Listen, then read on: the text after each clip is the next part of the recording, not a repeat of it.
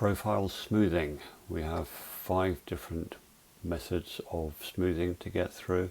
Firstly, limit gradients. Well, it limits the amount, the gradient, yes, it limits the uphill and the downhill gradients separately. Obviously that makes it hard to maintain the altitudes, particularly if you have them out of kilter. So if I stop going uphill steeply, I will end up lower down. If I permit going uphill and restrict going downhill, I will end up higher up. But that can be quite effective of taking out some egregious slopes on the track. And you can also apply it to a portion of the track, but bear in mind that it will still affect the altitude of all the parts of the track thereafter, because you haven't returned to your original altitude necessarily. And that is limit gradients.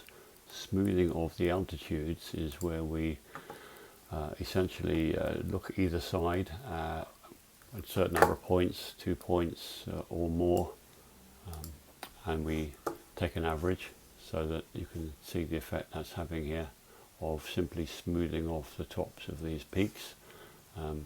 You need to play with the number of points either side to get the effect that you want, but that can be quite pleasing. That's smooth altitudes. Smoothing gradients kind of works the same way, but it works on the gradients and not on the altitudes. So that produces sometimes a smoother curve, produces different results, that's for sure. You need to experiment to see what works for you on any given track. Smooth gradients. Uniform gradient, that's really simple. We'll just define a little range, and the gradient is completely uniform across that range. You can miss out hills entirely if you choose. Likewise, what's different, flatten has a particular use case. Sometimes you want to reflect the fact that in real life a piece of road really is absolutely flat, and so you can simply select flatten, and it does what it says on the tin. It will reduce the gradient across that section to precisely 0.